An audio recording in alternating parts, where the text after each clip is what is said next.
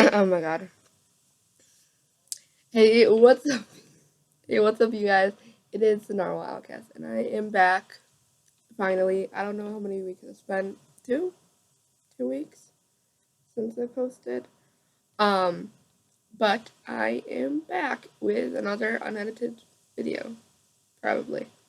I don't like to edit like these videos because I'm trying to like actually be like real with you guys, and I feel like if I chop out different parts like that, I'm not saying that I won't re-record this because I have re-recorded some of the videos that I've made that are more just unedited and me to you.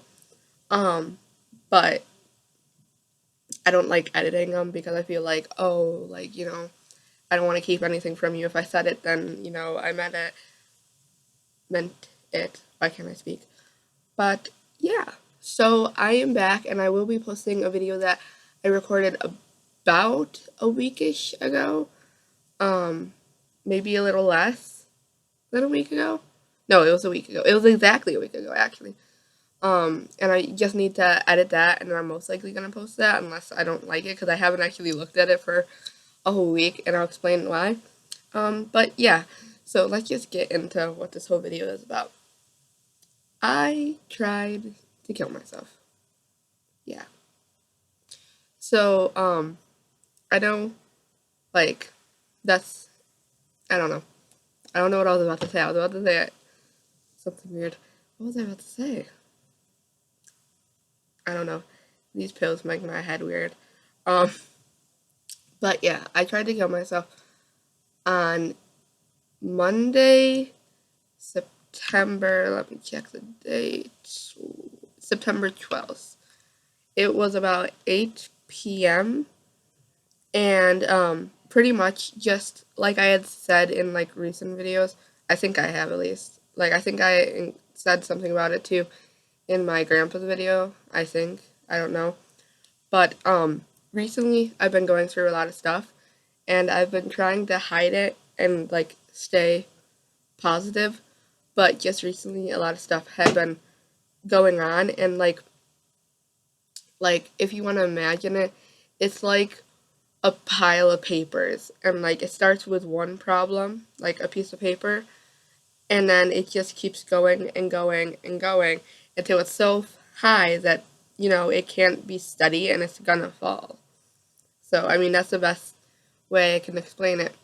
Um, or it's gonna be like pushed by some unknown force, but it can be pushed very easily because it's so high already. So if we're going off that metaphor, simile, I think I used to like, so that would be a simile.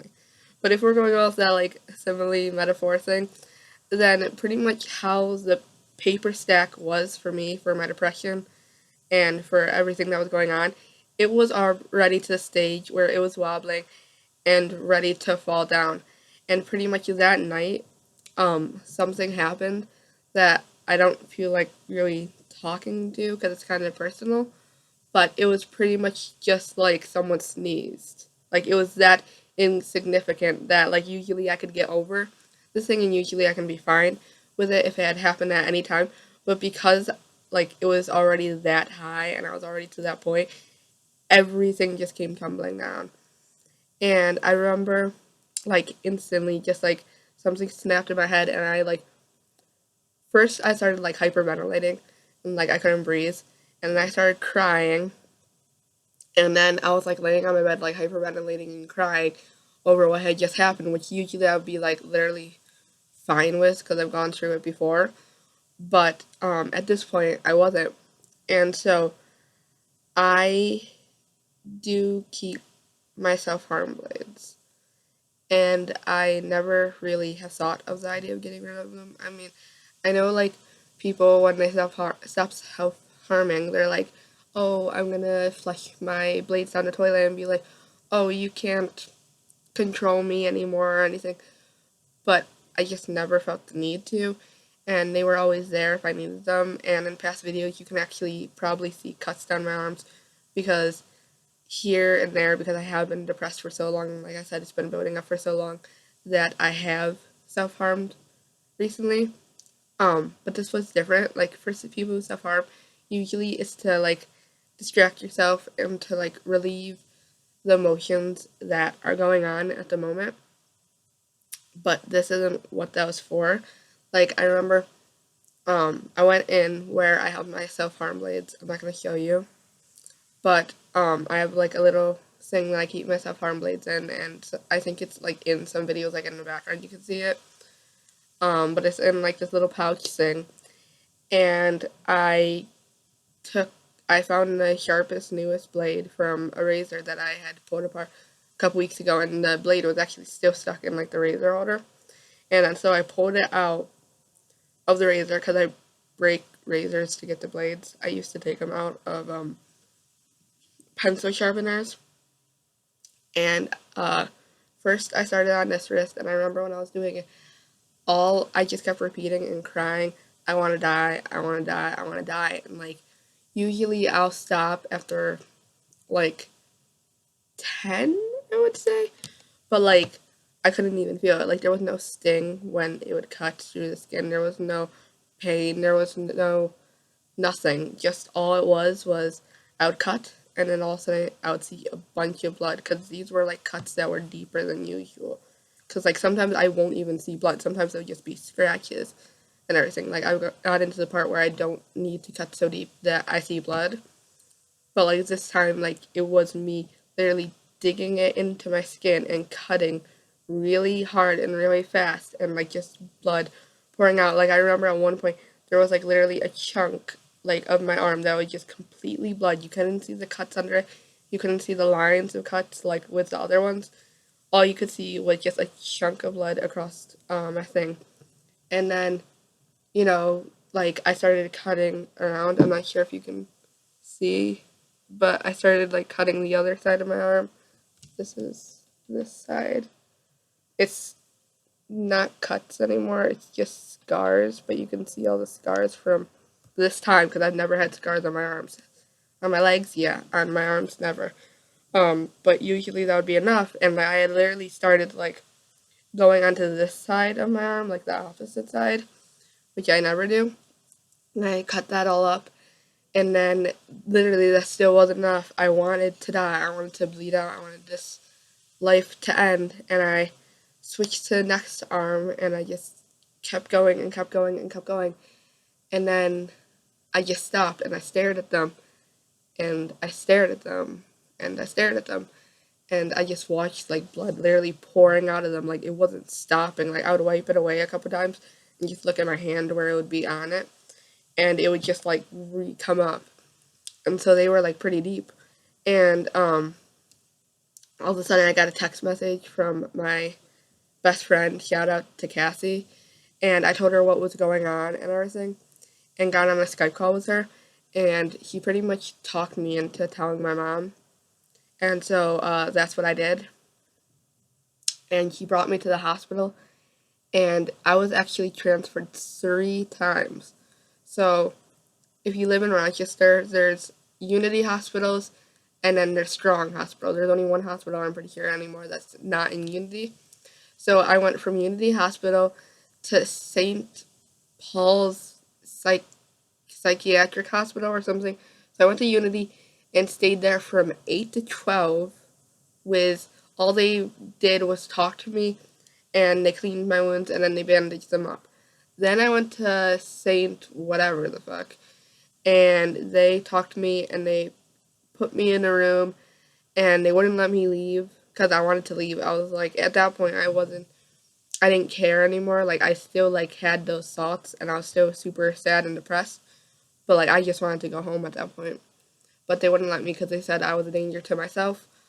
And they took off the wrappings because I guess they were long, and they saw I could unwrap it and choke myself, which is so stupid. And so then my arms were all exposed, and they kept rubbing in, uh, scabs, because they had already scabbed by that point from the medicine and everything, uh, kept ripping off and getting blood everywhere. It was disgusting. And then, so I slept for like literally, I was awake most of the night there because there was literally people screaming. Like it was a real psychiatric hospital for adults. They weren't even for pediatrics. Someone just texted me, my friend Brandon. But there was like, it was like, really a dealio. And then at about 12, like noon the next day, which is pretty fucking like late, that's literally like 12 hours after, now that I think of it, they transferred me to Strong Hospital, which is where they should have transferred me first, anyways. They transferred me to Strong Hospital, where there's pediatric care, and I stayed in the waiting room for 12 hours until it was Tuesday at 8 p.m., which was the time that I went in on Monday. And then finally, they talked to me, and then we waited another hour. It was like 9. No, we waited like 4 more hours, and I actually fell asleep on the couch in the waiting room. And they woke me up, and they said, "Hey, you're going upstairs to the to the child psych ward." And so they uh, checked me like with one of those, I forget what it's called. I'm drawing a blank because the meds I'm on kind of make my head weird. But they scanned me with a metal detector, I guess you could say. I don't know. That sounds weird. And everything.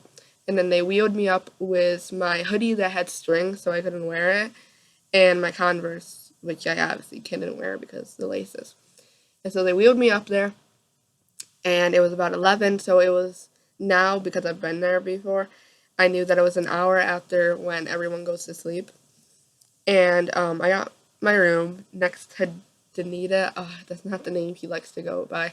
But I mean, we're not supposed to say what the names of the people we met in there, but I'm not saying their last names. Like, there's so many people that could be named this. Um, and I got her room next to there, and just I stayed there for about 3 days, and I met so many great people. Ben, Carrie, Marilyn, Danita, Kenny on the last day. Oh my god, I didn't want to leave. Like, literally, like, I had asked to cut my stay because I wanted to go to the Pierce Vale concert, which was yesterday.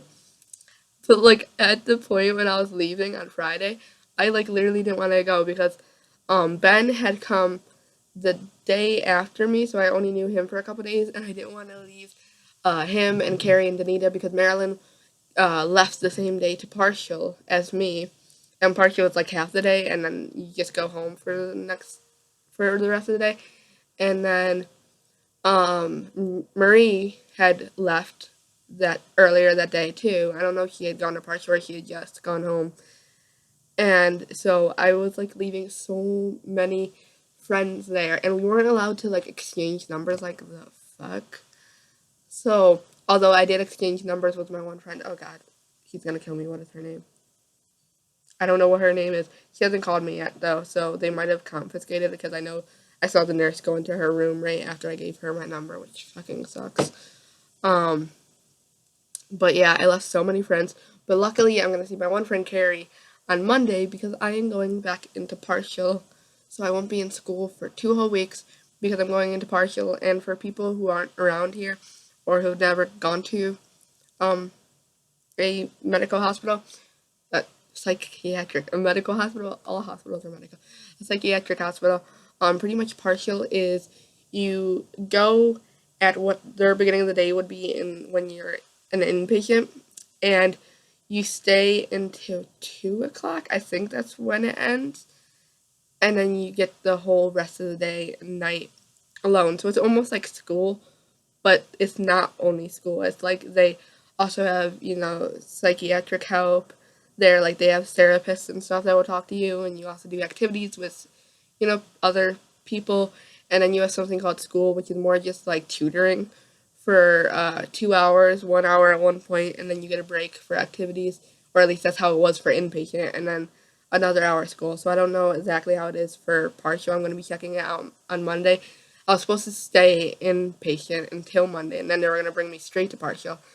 But I ended up going outpatient for 2 days, and then no one else from outpatient was waiting to go into partial. So I'm going into partial on the same day that they had planned originally. Um, but yeah, so that's what's happening. And yeah, I mean, just my life's been a mess recently. But you don't have to worry because now it's way better. Just the only annoying thing is that a bunch of friends that I know are now treating me like if they do anything wrong or if they say anything, that I'll, go crazy and break and try to kill myself again. So is some of my family, which is really fucking annoying because I'm not gonna.